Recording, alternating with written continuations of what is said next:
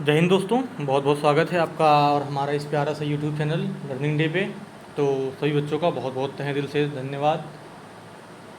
आप लोगों का प्यार बहुत ही अच्छे से दिखाई दे रहा है। आप लोगों ने बहुत प्यार दिया है इस चैनल को। बस आप लोगों से यही उम्मीद है कि बस आप लोगों का जो लक्ष्य है वो आप लोग के लक्ष्य की प्राप्ति हो। तो सबसे पहले हम आप लोगों का वाव वेलकम करके आज आप लोगों के लिए बहुत ही महत्वपूर्ण, जितना महत्वपूर्ण कहा जाए उतना कम है। ये सिर्फ जो चीज़ें आज आप लोगों को बताई जाएंगी, चाहे वो इम्पॉर्टेंट क्वेश्चन हो, इम्पॉर्टेंट टॉपिक हो, वो सिर्फ आपके इस पॉलिटेक्निक एंट्रेंस एग्ज़ाम के लिए, मतलब आप समझ लीजिए कि एक प्रकार से रामबाण होगा। क्या होगा? एक प्रकार से रामबाण होगा। तो आप बस अंतिम क्षण के लिए ये सारी चीज़ें बताई जाती हैं, क्योंकि स्टार्टिंग बस आप लोगों को मेहनत करना होता। लास्ट टाइम में आप लोगों को कुछ चीज़ें बताई जाती हैं जो ट्रिक्स होती हैं, इंपॉर्टेंट टॉपिक्स होते हैं। ठीक है, तो आप आज आप लोगों को उसी पे फोकस करना है। तो हम लोग शुरू करते हैं। सबसे पहला टॉपिक, मतलब आप ये जान लीजिए कि धीरे धीरे ऐसे आपको 2-3 वीडियो में 5 से 6 चैप्टर का मिला करके आपको इंपॉर्टेंट टॉपिक्स बताए जाएंगे, जिनको आपको कंपलसरी करके जाना है। तो आज मैं 5 से 6 चैप्टर के इंपॉर्टेंट टॉपिक्स बताऊंगा। आज हो सकता है क्वेश्चन ना बताऊं, लेकिन यह है कि इतने क्वेश्चन मैं करा चुका हूं अपने पुराने वीडियोस में। आप जा करके रेफ़र करेंगे तो आपको बिल्कुल ऑब्वियस सी बात है, मतलब आप एक भी क्वेश्चन छोड़ नहीं पाएंगे। जितने इंपॉर्टेंट टॉपिक मैं बता रहा हूँ, आप लगभग सारे क्वेश्चन मैंने कराए हुए हैं। तो सबसे पहला चैप्टर लेते हैं, जो कि होता है रासायनिक संयोग के नियम। क्या होता है? रासायनिक संयोग के नियम, लॉज ऑफ केमिकल कॉम्बिनेशन। ये मैं चीज़ें आप लोगों को प्रोवाइड भी करने वाला हूँ। इसकी पीपीटी मैं आप लोग को पीडीएफ में दे दूँगा टेलीग्राम लिंक पे, क्योंकि ये बहुत ज़रूरी चीज़ है। ठीक है, तो आप लोग पहले इसमें टॉपिक लिख लीजिए। जो सबसे पहला टॉपिक है करने के लिए, इसमें सिर्फ चार नियम है जो आप लोग को याद करने हैं। पहला क्या है? पहला है द्रव्यमान संरक्षण। क्या है? पहला है द्रव्यमान संरक्षण का नियम। क्या है? द्रव्यमान संरक्षण का नियम। और ये आपको जरूर करना, जिसमें आप लोगों ने पढ़ा होगा कि जिसमें बाएं तरफ का और दाएं तरफ का जो द्रव्यमान होता है, चाहे प्रत्येक एलिमेंट्स की बात करें या फिर एक यौगिक की बात करें, जो बाएं तरफ होगा वही दाहिने तरफ होगा, मतलब दोनों तरफ उनका द्रव्यमान बराबर होगा। ठीक है, चाहे रिएक्टेंट की बात करें चाहे प्रोडक्ट की बात करें। और दूसरा नियम क्या होता है? स्थिर अनुपात का नियम, जिसको हम लोग क्या कहते हैं? Law of constant proportion. स्थिर अनुपात का नियम। ठीक है, 2 नियम हो गए। अब बात करते हैं किसकी? तीसरे नियम की बात करते हैं। तीसरा नियम क्या होता है हमारा? जिसमें आप लोग को क्या करना है, सिर्फ आप थ्योरी थोड़ा सा पढ़िए, जिसमें बताया गया कि लॉ ऑफ कांस्टेंट प्रोपोर्शन क्या होता है, जिसको प्राउस्ट ने दिया था। आप लोग थोड़ा सा वैज्ञानिक का भी नाम जानते रहेंगे तो अच्छा रहेगा। ठीक है, जिसमें क्या बताया था कि किसी भी रासायनिक यौगिक में, चाहे वह किसी भी विधि द्वारा किसी भी परिस्थिति में किसी भी स्थान पर बनाया जाए, उपस्थित तत्वों, मतलब जितने भी एलिमेंट्स हैं, उनके द्रव्यमान एक निश्चित अनुपात में हमेशा संयुक्त रहते हैं। ठीक है, उनका फिक्स रेशियो रहता है। अब बात करते हैं तीसरा नियम क्या था। तीसरा नियम था लॉ ऑफ मल्टीपल प्रोपोर्शन, जिसको हम लोग क्या कहते हैं?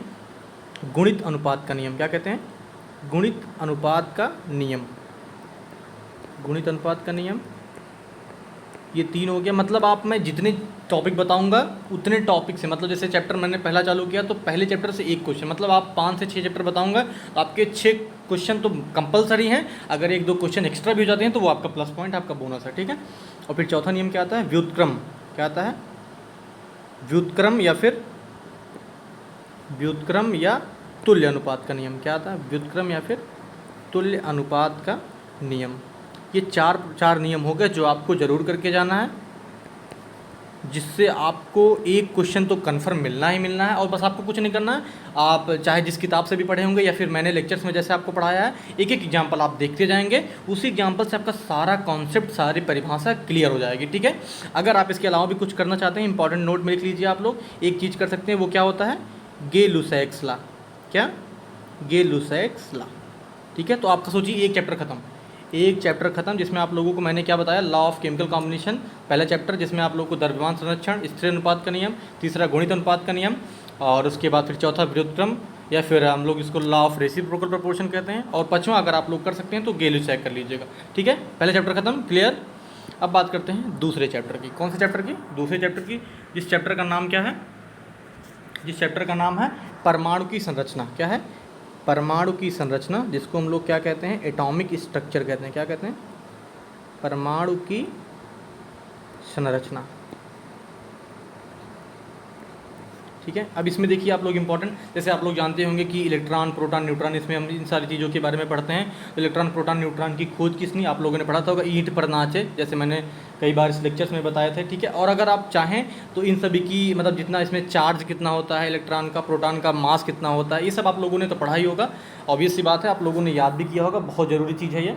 कभी कभी ऐसा होता है कि मतलब जब पेपर बहुत आसान बन जाता है तो आप लोग कर सकते हैं। एक चीज़ आप इसमें देख सकते हैं कि E/m की इंपॉर्टेंट नोट में आप लिख लीजिए, E/m होता है इलेक्ट्रॉन और उसके द्रव्यमान, मतलब उसमें चार्ज कितना है और उसका द्रव्यमान कितना है, चाहे इलेक्ट्रॉन हो चाहे प्रोटॉन हो, उसका अनुपात में रेशियो कितना आता है, उसके वैल्यू कितनी आती है, वो भी आप याद कर सकते हैं। इसमें एक चीज़ और दूसरा आप लोग कर सकते हैं कि इसमें जो रदरफोर्ड मॉडल और नील्स बोर का मॉडल, किसका रदरफोर्ड का मॉडल, रदरफोर्ड और नील्स बोर, इन दोनों मॉडल के बारे में आप थोड़ा सा इनकी प्रॉपर्टीज, इनकी जो गुण है, मतलब इन्होंने क्या क्या बताया था, इसके बारे में आप थोड़ा सा पढ़ सकते हैं, जो थोड़ी सी ज़रूरी चीज़ है। और आप लोग को एक चीज़ ये आना चाहिए कि परमाणु संख्या बराबर, जो बार बार एक क्वेश्चन आता ही आता है आपके सब पेपर में, मैंने देखा है, एनालाइज करके मैं आप जो चीज़ें आज मैं आपको बता रहा हूँ एकदम गारंटी के साथ एनालाइज करके बता रहा हूँ, ठीक है। इसमें आप लोगों ने क्या पढ़ा था, परमाणु संख्या बराबर क्या होता है, number of electrons plus number of proton, क्या होता है, number of electrons plus number of proton, ठीक है। जिसमें आप लोग जानते हैं कि Z बराबर E बराबर P होता है। Z क्या होता है, एटॉमिक नंबर होता है, क्या होता है, ये परमाणु संख्या नहीं होगी दोस्त, यहाँ पे परमाणु द्रव्यमान होगा, क्या होगा, परमाणु द्रव्यमान होगा, जिसको हम लोग क्या लिख सकते हैं, परमाणु द्रव्यमान, गलती के लिए क्षमा चाहता हूँ, इसको क्या लिख सकते हैं, द्रव्यमान संख्या लिख सकते हैं, क्या लिख सकते हैं, ए से लिखते हैं, जो किसके बराबर होती है, Z प्लस N, ठीक है। क्या हो जाएगा, Z प्लस N, और आप लोगों को मैंने बताया Z equals to E equals to P, मतलब एटॉमिक नंबर बराबर नंबर ऑफ इलेक्ट्रॉन्स बराबर नंबर ऑफ प्रोटॉन्स। ए क्या हो जाएगा, ए हो जाएगा मास नंबर, जिसको हम लोग क्या कहेंगे, द्रव्यमान संख्या, जिसको हम लोग कहते हैं।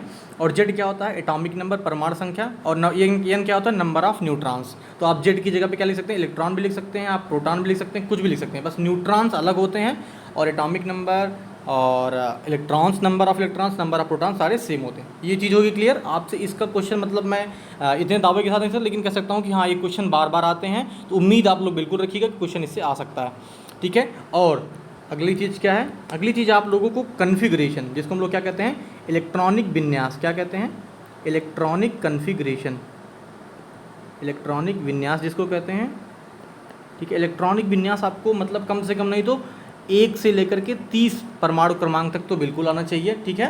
कहाँ से, आप लोगों को हाइड्रोजन से लेकर के जिंक तक तो बिल्कुल आना चाहिए, कहाँ से, हाइड्रोजन से लेकर के जिंक तक आप बिल्कुल तैयार कर लीजिएगा। आप एक बार प्रैक्टिस भी कर सकते हैं, ठीक है।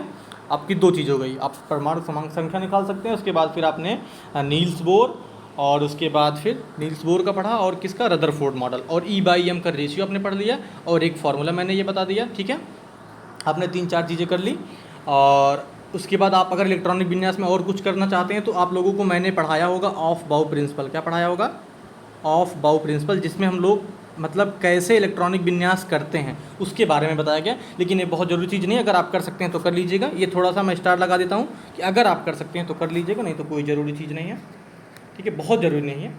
और इसमें आप लोग एक चीज़ और कर लीजिएगा, वो क्या होता है, आइसोटोप्स। आइसोटोप्स को हम लोग क्या कहते हैं, समस्थानिक्स, क्या कहते हैं, आइसोटोप्स को हम लोग क्या कहते हैं, समस्थानिक। आप लोग समस्थानिक भी कर लीजिएगा, जिसमें आप लोगों ने क्या पढ़ा होगा, हाइड्रोजन के लिए आप लोगों ने क्या पढ़ा होगा, प्रोटियम, ड्यूटेरियम, ट्रीटियम, ठीक है। ये सारी चीज़ें आपको बिल्कुल पता होनी चाहिए, ठीक है।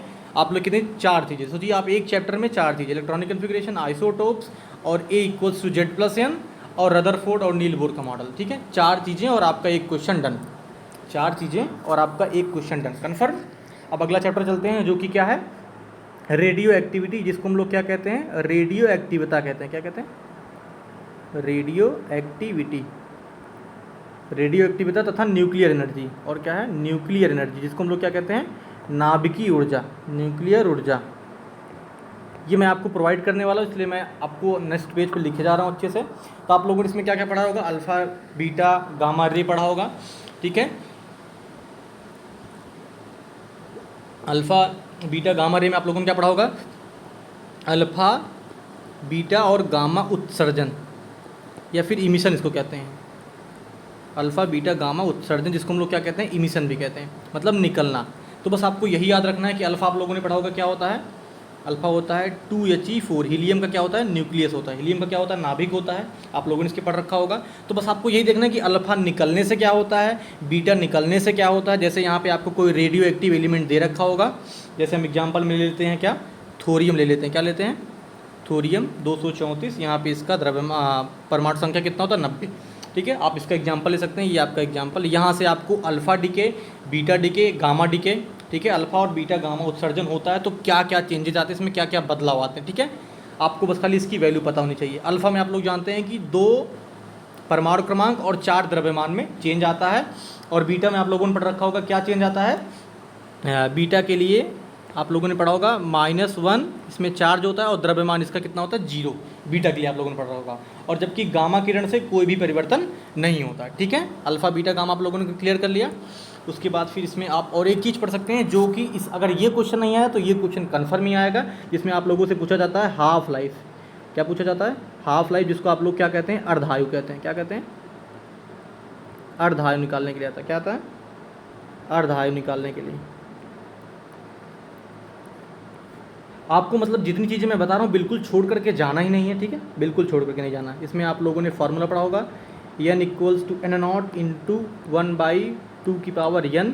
यहाँ पे अगर आपको n क्या होता है, n होता है अर्ध आयु कालों की संख्या। मतलब यहाँ पे यह आता है अर्ध आयु कालों की संख्या, अर्ध आयु कालों की संख्या मतलब कितना कितना। जैसे अगर हाफ टाइम आप लेते हैं कि 2 से 1 होने में अगर यहाँ पे t हाफ है, 2 से 1 जाने में यहाँ पे आधा टाइम लग रहा है t हाफ, तो आप देखेंगे 1 से फिर आधा होने में कितना टाइम लगता है। ये नंबर जितनी बार 1 2 यही होता है n की वैल्यू। क्या होती है, यही होती है n की वैल्यू। ठीक है, तो अब क्या हो जाएगा, ये हो जाएगा अर्ध आयु कालों की संख्या। ठीक है, और यहाँ पे ये फॉर्मूला हो गया, जिसमें n क्या होता है, ये होता है फाइनल मतलब कितना अंतिम में बचा है। ये क्या हो गया, इनिशियल मतलब क्या होता है, शुरुआत में कितना है न्यूक्लियाई, मतलब न्यूक्लियाई मतलब नाभिक कितना है। जैसे आप लोग radio active element, radio active तत्व की बात करते हैं तो वो स्टार्टिंग में कितना है, शुरू में कितना है और फाइनल में कितना बचा है, वो यहाँ पर फॉर्मूले में हम लोग लिखते हैं। ये फॉर्मूला बहुत ही इंपॉर्टेंट होता है। उसके बाद फिर यहाँ पे क्या करना होता है, यहाँ पे जैसे ही आप लोग यहाँ पे निकालेंगे, जैसे कैलकुलेट करेंगे ये चीज़ें, जैसे आपको निकलेंगी n की वैल्यू, जैसे यहाँ से आप पता कर पाएंगे। अक्सर फॉर्मूले में जैसा आपको क्वेश्चन अगर इससे दिया होगा तो आप देखेंगे कि यहाँ पे आपसे पूरा समय पूछा जाएगा। क्या पूछा जाएगा, पूरा समय। आप अगर जैसे यहाँ से n की वैल्यू निकालेंगे, n की वैल्यू निकालने के बाद आपको पूरा समय पूछा जाएगा, जिसको हम लोग t से लिखते हैं। किससे लिखते हैं, t से लिखते हैं, जिसमें आपको t हाफ अक्सर दिया रहता है इंटू n कर देते हैं। ठीक है, n आप लोगों ने इस फार्मूले से निकाला और t हाफ आपको अक्सर दिया रहेगा। बस आपको यहाँ पे हमेशा पूरा समय पूछेगा t। ठीक है, आपने 2 चीज़ें पढ़ ली। ठीक है, क्लियर। बस इतनी ही चीज़ें जो आपको इसमें करनी है। ठीक है, सिर्फ इतनी चीज़ें यही आप कर लेते हैं तो आपका सारा कॉन्सेप्ट सब कुछ क्लियर हो जाता है। और डायरेक्ट कभी कभी आपको एक फॉर्मूला और याद कर लीजिए, दिया होता है t हाफ निकालने के लिए, जहाँ से आपको विघटन स्थिरांक दिया होता है। क्या दिया होता है आपको, डीके कांस्टेंट। क्या दिया होता है, डीके कांस्टेंट दिया होता है, जिसको हम लोग किससे लिखते हैं, के से लिखते हैं। इसको हम लोग क्या कहते हैं, हिंदी वाले बच्चे विघटन स्थिरांक कहते हैं। क्या कहते हैं, विघटन स्थिरांक, जिसके लिए एक फॉर्मूला होता है 0.693/k। ठीक है, आपको के वैल्यू की वैल्यू देगी और टी हाफ आपको यहाँ से निकलना होगा। इससे भी आप आराम से half time, half life period यहाँ से आसानी से निकाल सकते हैं। और आप लोग एक परिभाषा पढ़ लीजिएगा, जिसको हम लोग क्या कहते हैं, नाभिकीय संलयन और नाभिकीय विखंडन। क्या कहते हैं, न्यूक्लियर फिजन और फ्यूज़न। ठीक है, आपको ये पढ़ना है। आपके कितने टॉपिक हो गए, एक फॉर्मूला, दूसरा न्यूक्लियर फिजन और फ्यूज़न, जिसको हम लोग नाभिकीय संलयन और नाभिकीय विखंडन कहते हैं। 2 चीज़ हो गई। और तीसरा क्या हो गया कि अल्फ़ा बीटा गामा के निकलने से क्या परिवर्तन आता है रेडियो एक्टिव तत्वों में। आप लोगों को खाली सब्र से जितनी चीज़ें मैं बता रहा हूँ आप सुनते जाइए। आपका 3 चैप्टर ख़त्म, आपके 3 चैप्टर ख़त्म और आपके 3 क्वेश्चन जेब में। 3 मतलब मिनिमम मैं बता रहा हूँ 3 क्वेश्चन आपके जेब में हो गए। ठीक है, आप सोचिए कितनी आसान चीज़ें जिसके लिए आप लोग हमेशा घबराते रहते हैं। और चौथा चैप्टर आता है। चौथा चैप्टर क्या होता है, जिसको हम लोग कहते हैं संयोजकता एवं रासायनिक आबंधन, जिसको हम लोग अंग्रेजी में क्या लिखते हैं, वैलेंसी। वैलेंसी को क्या कहते हैं, संयोजकता। और दूसरी चीज़ क्या होती है, केमिकल बॉन्डिंग। दूसरी चीज़ क्या होती है, केमिकल बॉन्डिंग। मैं हिंदी में भी बोल दे रहा हूँ और आप लोग के लिए इंग्लिश में लिख दे रहा हूँ, हिंदी वाले बच्चे समझ लें। रासायनिक आबंधन कहते हैं इसको। अब तो आप लोगों को नाम पता ही हो गया। इसमें आपको क्या करना है, कि कुछ एलिमेंट्स जैसे आप लोगों ने पढ़ा होगा एल्यूमिनियम, मैग्नीशियम, आप लोग ग्रुप के हिसाब से, समूह के हिसाब से आप कुछ चीज़ें याद कर सकते हैं कि किसकी वैलेंसी कितनी होती है। अगर जितनी ज़्यादा चीज़ें आप अगर याद कर पाएंगे अपने दिमाग में, जैसे आप लोगों ने पढ़ा होगा कि हाइड्रोजन, क्लोरीन, ब्रोमीन और आयोडीन, इन सब की वैलेंसी लगभग कितनी होती है, 1 होती है, जब आप लोगों ने पढ़ रखा होगा। और oxygen, sulphur, magnesium, calcium, zinc, iron, copper, lead, cobalt, nickel, सामान्यतः इन सभी एलिमेंट्स की वैलेंसी कितनी होती है, संयोजकता 2 होती है। ठीक है, ऐसे आप लोगों ने किसका किसका पढ़ा होगा, कार्बन का और सिलिकॉन की वैलेंसी कितनी होती है, 4 होती है। और मैंने भी एग्जांपल में क्या बताया, हाइड्रोजन, क्लोरीन, ब्रोमीन और आयोडीन, इसकी संयोजकता कितनी होती है, 1। अगर आप संयोजकता जानते रहेंगे तो आपको क्वेश्चन करने में थोड़ी सी आसानी होगी। ठीक है, तो आपका ये पहला टॉपिक हुआ क्या कि वैलेंसी आपको कुछ चीज़ों की याद करनी है, मैग्नीशियम, कैल्शियम और जिंक, आयरन। ठीक है, इसकी वैलेंसी कितनी होती है, 2। आपको एक चीज़ क्लियर हो गई, संयोजकता। अब उसके बाद इसमें आप लोगों ने बहुत सारी चीज़ें पढ़ी होंगी, लेकिन मैं आपको वही चीज़ें बताऊंगा जो आपको एकदम इंपॉर्टेंट है, जो आपको एकदम रट लेनी है। रटने का मतलब इतना रट लेना है कि आपको भूलने ना पाए पेपर में इतनी बार। बस आपको ये करना, जितनी टॉपिक्स मैं बताया हूँ, अगर आप लोगों का पेपर 2 से 7 के बीच में है तो आप लोग 2 के पहले, अभी आज 30 तारीख है, मैं वीडियो 30 तारीख में बना रहा हूँ और आप लोग के लिए कल ये वीडियो हो सकता हो चालू हो, तो आप लोग प्रीमियर में इसको देखेंगे तो आप लोग जान पाएंगे कि हम लोग को अभी हमारे पास 2 दिन का टाइम है, 31 और 1, 2 दिन में आप इतने सारे टॉपिक्स के एक एक क्वेश्चन कम से कम आप जरूर कर लीजिएगा। और उसके बाद फिर आप लोग पढ़ पाएंगे क्या, अगली चीज़ जिसको हम लोग कहते हैं इलेक्ट्रोवैलेंट बॉन्ड, जिसको हम लोग क्या कहते हैं, वैद्युत संयोजकता। इलेक्ट्रोवैलेंट बॉन्ड क्या कहते हैं, इलेक्ट्रोवैलेंट बॉन्ड। और दूसरा क्या होता है, जिसको हम लोग इसको आयोनिक बॉन्ड भी कहते हैं, क्या कहते हैं, आयनिक बंध। क्या कहते हैं, आयनिक बंध। ठीक है, जिसमें आप लोगों ने सोडियम क्लोराइड, जिसका परिभाषा सिर्फ आपको क्या करनी है, डेफिनेशन, परिभाषा और एग्जाम्पल। क्या क्या याद करना, डेफिनेशन और एग्जाम्पल। ठीक है, और दूसरा आप लोगों ने क्या पढ़ रखा होगा, कोवैलेंट बॉन्ड। क्या पढ़ रखा होगा, कोवैलेंट बॉन्ड, जिसको हम लोग क्या कहते हैं, सहसंयोजी बंध। क्या कहते हैं, सहसंयोजी बंध। ठीक है, हिंदी वाले बच्चों के साथ नाइंसाफ़ी नहीं होनी चाहिए, सहसंयोजी बंध। मैं हिंदी में भी बोलता जा रहा हूँ, जो बच्चे ध्यान से सुनेंगे उनका तो बिल्कुल सही होने वाला है। सहसंयोजी बंध, इसकी भी वही सेम परिभाषा, सेम उदाहरण, आपको बस खाली तैयार करना है। ठीक है, ये चीज़ आप बिल्कुल करके जाएंगे। बस 2 चीज़ें आपको इसमें करनी खाली, क्या क्या, आपको इसकी परिभाषा दोनों की पता करनी है, इसके बाद इसका उदाहरण क्या हो सकता है, उसके बाद फिर वैलेंसी। वैलेंसी का मतलब संयोजकता आपको पता होनी चाहिए कुछ चीज़ों की। जैसे आपको पूछ लिया जाएगा कि इसमें कौन सा बंध हो, जैसे आपको एग्जांपल दिया जाएगा कि हाइड्रोजन सल्फाइड में कौन सा बंध होगा, उसके बाद फिर आपको मीथेन दे दिया जाएगा, सोडियम क्लोराइड दे दिया जाएगा, मैग्नीशियम क्लोराइड दिया जाएगा। बस आपको इतनी छोटी छोटी चीज़ें पूछी जाएंगी। अब देखिए आपके पेपर में आया हुआ क्वेश्चन है कि सहसंयोजी बंध और आयनिक दोनों बंध में क्या अंतर होता है, आप कैसे पहचान पाएंगे कि कैसे क्या होता है। ठीक है, बस इतना पूछा गया है।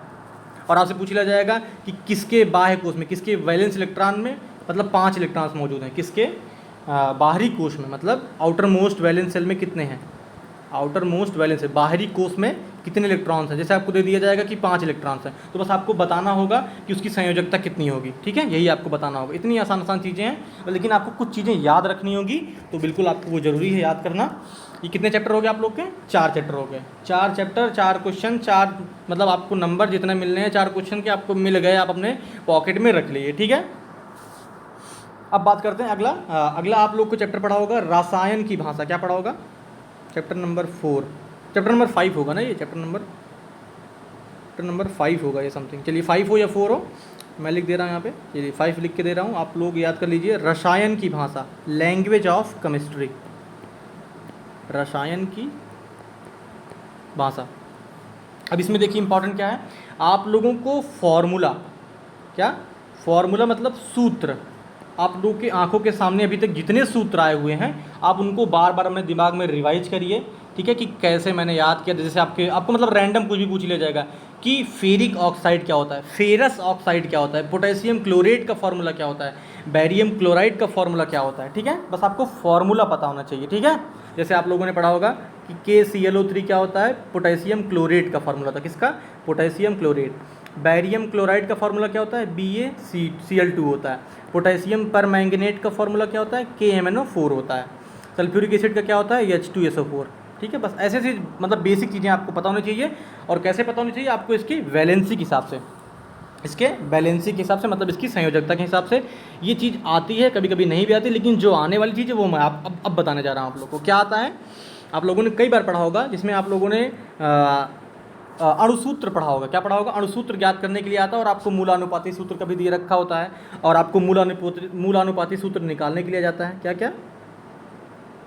मूलानुपाती सूत्र, मूलानुपाती सूत्र। और क्या होता है? एक होता है अणुसूत्र जिसको हम लोग क्या कहते हैं? Molecular formula. ठीक है, आप इसके क्वेश्चन जरूर से जरूर करके जाइएगा, जिसमें आप लोगों ने देखा होगा कि यहाँ पे आपको दिया होगा कैल्शियम, कार्बन, ऑक्सीजन, इन सब की आपको प्रतिशतता दे रखी होगी। क्या आपको परसेंटेज दे रखी होगी? आपको यहाँ से नंबर ऑफ मोल्स क्या निकालना होगा? नंबर ऑफ मोल्स निकालना होगा। यहाँ पे आपको रेशियो, यहाँ पे सरल अनुपात निकालना होगा। उसके बाद जस्ट आप यहाँ पे फॉर्मूला बना सकते हैं। और आप लोगों ने यहाँ पे आणविक सूत्र यन आप लोगों ने पढ़ा होगा। क्या पढ़ा होगा? आणविक सूत्र ज्ञात करने के लिए फॉर्मूला पढ़ा होगा। क्या क्या? यौगिक का अणुभार, जो बहुत ही इंपॉर्टेंट फॉर्मूला है, यौगिक का अणुभार, यौगिक का अणुभार बटे सरलतम सूत्र का भार। जो सिंपल फॉर्मूला आपको कभी कभी क्वेश्चन में दिया होगा, सरलतम सूत्र का भार, सरलतम सूत्र का भार। ठीक है, चलिए अब ये आप लोग की चीज़ें क्लियर हो गई। दो चीज़ थी यहाँ पे,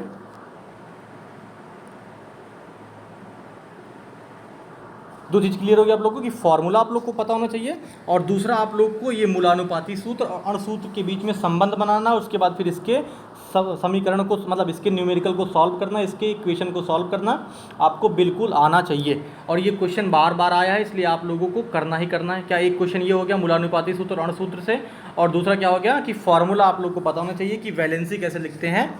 जैसे मैंने आप लोग को बताया कि पोटेशियम क्लोराइड का फार्मूला ये होता है। आप लोग एक फार्मूला और लिख लीजिए जिसको हम लोग क्या कहते हैं? कैल्शियम फास्फेट, Ca3PO4 का होल ट्वाइस। इसमें मैं आप लोग को कुछ चीज़ें लिखवा दे रहा हूँ।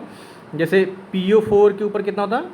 PO4 3 माइनस चार्ज होता है, SO4 2 माइनस होता है। ठीक है, आप लोगों ने पढ़ रखा, सल्फेट आयन हो गया ये। और कार्बोनेट आयन क्या होता है? CO3 माइनस होता है। ठीक है, CO3 2 माइनस होता है।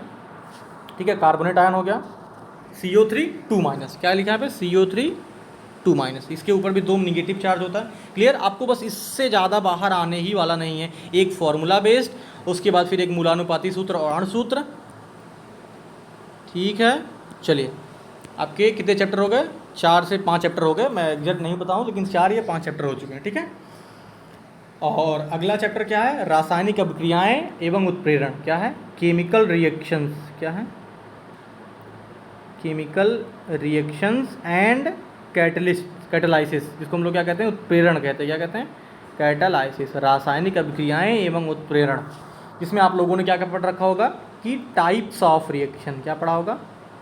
टाइप्स ऑफ रिएक्शन, जिसको हम लोग क्या कहते हैं? अभिक्रियाओं के प्रकार, रासायनिक अभिक्रियाओं के प्रकार, जिसमें आप लोगों ने योगात्मक अभिक्रियाएं, एडिशन रिएक्शन, प्रतिस्थापन रिएक्शन, सब्स्टिट्यूशन रिएक्शन, मैं लिख दे रहा हूँ, एडिशन रिएक्शन और सब्स्टिट्यूशन रिएक्शन, जिसको हम लोग प्रतिस्थापन अभिक्रिया कहते हैं, अपघटन रिएक्शन, डिकम्पोजिशन रिएक्शन। बस आपको परिभाषा याद करनी है। क्या करनी है? परिभाषा और एक एक एग्जाम्पल। आप लोग जिस किताब से भी पढ़े होंगे या फिर मेरे लेक्चर से पढ़े होंगे तो बिल्कुल आप लोगों ने करा होगा। और उसके बाद फिर ये क्या हो गया? Displacement reaction. अगला क्या होता है? Dissociation reaction. क्या होता है? Dissociation reaction. ये क्या था? ये DR क्या था? ये था डिकम्पोजिशन रिएक्शन। क्या था ये? Decomposition reaction, decomposition. ये हो गया डिसोसिएशन। उसके बाद आप लोगों ने एंडोथर्मिक और एक्जोथर्मिक पढ़ा होगा। एंडो और एक्जोथर्मिक। ठीक है, एंडो और एक्जोथर्मिक पढ़ा होगा। ठीक है, और इसमें ऑक्सीडेशन और रिडक्शन भी पढ़ा होगा। क्या पढ़ा होगा? ऑक्सीकरण और अपचयन पढ़ा होगा। Oxidation and reduction reaction. इतने टाइप के रिएक्शन आपको याद कर लेने हैं। छोटी छोटी परिभाषा है। जुड़ने को क्या कहते हैं? एडिशन रिएक्शन कहते हैं। प्रतिस्थापन को क्या कहते हैं? कि एक तत्व ने दूसरे तत्व को क्या कर दिया? रिप्लेस कर दिया, मतलब वहाँ से हटा करके खुद जुड़ गया वहाँ पे। जैसे आप लोगों ने क्या क्या पढ़ा होगा? आयरन जब क्या करता है? कॉपर सल्फेट में जोड़ते हैं हम उसको, तो क्या करता है? वो कॉपर को हटा करके आयरन में वहाँ पर जुड़ जाता है। ठीक है, यही चीज़ बस आपको यहाँ पे तैयार करनी है। और दूसरा आप लोगों ने क्या पढ़ा होगा? दूसरा यहाँ पे है कैटालाइसिस, जिसको हम लोग क्या कहते हैं? उत्प्रेरण कहते हैं। क्या कहते हैं? उत्प्रेरण। उत्प्रेरण में आप लोगों ने क्या पढ़ रखा होगा? अगर नहीं पढ़ा तो मैं बता दे रहा हूँ आप लोग को टॉपिक, कि उत्प्रेरण वर्धक, कैटालिटिक प्रमोटर, जो क्या करता है? कैटालिटिक प्रमोटर, जो अभिक्रिया को तेज कर देता है। क्या कर देता है? अभिक्रिया को। उत्प्रेरक वर्धक, ठीक है, ये चीज़ हो गई। उसके बाद फिर उत्प्रेरक विष एक होता है, कैटालिटिक पॉइजन, कैटालिटिक पॉइजन्स, इसको क्या कहते हैं, विष कहते हैं, उत्प्रेरक विष। ठीक है, दो चीज़ यहाँ पे हो गई। और आप लोगों ने पॉजिटिव कैटलिस्ट, सकारात्मक, क्या कहते हैं, पॉजिटिव कैटलिस्ट और निगेटिव कैटलिस्ट, पॉजिटिव और निगेटिव कैटलिस्ट। यहाँ पे क्या हो गई, 2 से 3 चीज़ें हो गई, जिसमें आपको क्या करना है, इसकी थोड़ी सी परिभाषा याद कर लेनी है। और अगर आप याद करते हैं तो एक आध एग्जाम्पल याद कर लीजिए। ठीक है, यहाँ से आपका एक क्वेश्चन मिनिमम तैयार कर ही लीजिएगा, आप लोग का एक क्वेश्चन आने वाला है। इसमें आप लोग थोड़ा सा अगर क्वेश्चन प्रैक्टिस करना चाहते हैं तो आप लोग क्या कर लीजिएगा, मैंने आप लोग को एग्जांपल बता दिया कि परिभाषाएं किन किन अभिक्रियाओं की पढ़नी है, लेकिन आप लोग अपचयन और ऑक्सीकरण, मतलब ऑक्सीडेशन और रिडक्शन के, मतलब जितने ज़्यादा क्वेश्चन हो सकते हैं आप लोग उतने ज़्यादा क्वेश्चन करिएगा। ठीक है, आप लोग जितने ज़्यादा क्वेश्चन करेंगे उतना ही आप लोग का कॉन्सेप्ट क्लियर होगा। ठीक है, अपचयन और उपचयन बिल्कुल आपको करके ही जाना है, चाहे जो हो जाए। इसके आप 2-3 क्वेश्चन जरूर कर लीजिएगा। ठीक है, जिसमें आप लोगों ने क्या पढ़ रखा होगा, एक चीज़ और पढ़ी होगी, रिड्यूसिंग एजेंट और ऑक्सीडाइजिंग एजेंट, रिड्यूसिंग एजेंट और ऑक्सीडाइजिंग एजेंट। ये क्या होता है, ये ऑक्सीडाइजिंग एजेंट क्या हो गया, जो खुद का ऑक्सीडेशन करे और दूसरे का रिडक्शन करे, खुद का ऑक्सीकरण करे और दूसरे का क्या करे, रिडक्शन करे, जिसका मतलब दूसरे का अपचयन करे। ठीक है, और रिड्यूसिंग एजेंट क्या होता है, जो खुद का ऑक्सीडेशन करे, नहीं, खुद का क्या करे, खुद का रिडक्शन करे और दूसरे का क्या करे, ऑक्सीडेशन करे, दूसरे का क्या करे, ऑक्सीडेशन करे। ठीक है, जिसको हम लोग अंग्रेजी में ऑक्सीडाइजिंग एजेंट कहते हैं और हिंदी में क्या कहते हैं, ऑक्सीकारक कहते हैं। क्या कहते हैं, ऑक्सीकारक। ठीक है, वैसे इसको भी कहते हैं रिड्यूसिंग एजेंट। ठीक है, ये अपचयन करता है, ये अपचयन कराता है। ठीक है, आप लोग के 5 चैप्टर क्लियर हो गए। ठीक है, एक चैप्टर और करा दे रहा हूँ और उसके बाद फिर मैं अगले दिन आप लोग को कराऊंगा। यहाँ पे अगला चैप्टर क्या है, इसको मैं छठा डाल देता हूँ, अम्ल, क्षार एवं लवण। क्या है, अम्ल, क्षार एवं लवण, एसिड, बेस एंड साल्ट। इसमें सिर्फ 2 चीज़ करनी, कितनी, सिर्फ 2 चीज़। पहला चीज़ क्या है, सूचक, इंडिकेटर। क्या है, इंडिकेटर में आप लोगों ने क्या पढ़ा होगा, methyl orange, methyl red, litmus और आप लोगों ने फिनॉल्फ्थेलिन पढ़ा होगा। क्या पढ़ा होगा, फिनॉल्फ्थेलिन। बस आपको 3 चीज़ इसमें से, सूचक में से करनी, 3 से 4 चीज़। और आप लोग एसिड और बेस, अम्ल और क्षार के तो आप लोग गुण जानते ही होंगे, तो आप लोग को बार बार बताने की ज़रूरत नहीं है। और तीसरी चीज़ आप लोग को क्या करनी है कि पीएच निकालने का फॉर्मूला, आप लोगों को मैं 3 फार्मूला लिखवा दे रहा हूँ, तीनों फार्मूला आप लोग बिल्कुल तैयार कर लीजिएगा। पीएच बराबर -log ऑफ H+ की सांद्रता, पहला फार्मूला। और दूसरा फार्मूला क्या होता है कि अगर आपको पीएच किसी क्वेश्चन में दे रखा और आपको वहाँ से H+ की सांद्रता पूछ रही हो तो 1 × 10 के घाते -pH।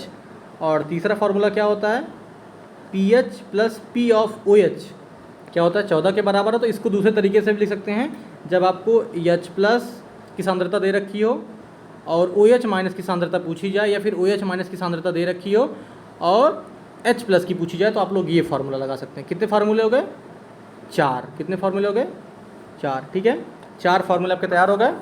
बस आप लोग का यहीं पे लेक्चर ख़त्म होता है। तो बस आप लोग के 1 चैप्टर और 2 chapter, 3 chapter, 4 chapter, 5 chapter, 6 chapter, 7 chapter हो गए। कितने, 7 chapter. Law of chemical combination, जिसमें आप लोगों ने गुणित, व्युत्क्रम ये सब पढ़ लिया। परमाणु की संरचना आपने पढ़ ली, दूसरा चैप्टर। तीसरा चैप्टर रेडियो एक्टिविता या फिर नाभिकीय ऊर्जा, और इसमें आप लोगों ने अर्धायु पढ़ा, नाभिकीय संलयन और फिर नाभिकीय विघटन पढ़ा आप लोगों ने। और यहाँ पे अगला चैप्टर क्या है, वैलेंसी संयोजकता और रासायनिक आबंध पढ़ा आप लोगों ने, जिसमें आप लोगों ने इलेक्ट्रोवैलेंट बॉन्ड, आयनिक बंध और फिर सहसंयोजी बंध पढ़ा। 5वां क्या है, फिर रासायनिक भाषा है। ठीक है, लैंग्वेज ऑफ केमिस्ट्री, जिसमें आप लोगों ने फार्मूले पढ़े। फार्मूले के बाद आप लोगों ने ये मूलानुपाती सूत्र और अणुसूत्र निकालने के लिए पढ़ा। और फिर उसके बाद ये कौन सा चैप्टर था, 6ठा चैप्टर था, जिसको हम लोग रासायनिक अभिक्रियाएँ और कैटालाइसिस, उत्प्रेरक कहते हैं, जिसमें आप लोगों ने addition reaction, substitution reaction, decomposition reaction, dissociation reaction, endothermic, exothermic, ऑक्सीकरण, ये सारी चीज़ें आप लोगों ने पढ़ा। ठीक है, उसके बाद फिर आप लोगों ने कैटालिटिक प्रमोटर, जिसको हम लोग उत्प्रेरक वर्धक कहते हैं, ये पढ़ा। इसमें आप लोगों ने पॉइजन भी पढ़ा। कैटालिटिक पॉइजन क्या होता है, निगेटिव और पॉजिटिव, सकारात्मक और नकारात्मक आप लोगों ने उत्प्रेरक पढ़ा। और ऑक्सीकारक और अपचयनकर्ता जो होता है, मतलब अपचयन करना और ऑक्सीकरण, ये भी आप लोगों ने पढ़ा। अगला चैप्टर क्या था, ये 7वां है। क्या है? 7वां बना लीजिए इसको, जिसको हम लोग क्या कहते हैं, अम्ल एवं क्षार एवं लवण। तो आप लोगों ने 7 चैप्टर पढ़ लिया। 7 चैप्टर में आप लोगों ने 7 क्वेश्चन, 7 चैप्टर में 7 क्वेश्चन आपकी जेब में, कहाँ पे? आपके पॉकेट में। तो आप लोग केमिस्ट्री के लिए एकदम श्योर हो जाइए कि आपको और एक आध लेक्चर और मिल जाएगा। तो आप लोग मतलब जान लीजिए कि 14 से 15 क्वेश्चन तो कन्फर्म मतलब यहीं से करके आने वाले हैं। ठीक है, एक लेक्चर मैं और दूंगा आप लोगों को। ठीक है, धन्यवाद दोस्तों। अगर आप लोगों को वीडियो में मज़ा आया हो तो एक बार वीडियो को लाइक कर दीजिए। धन्यवाद।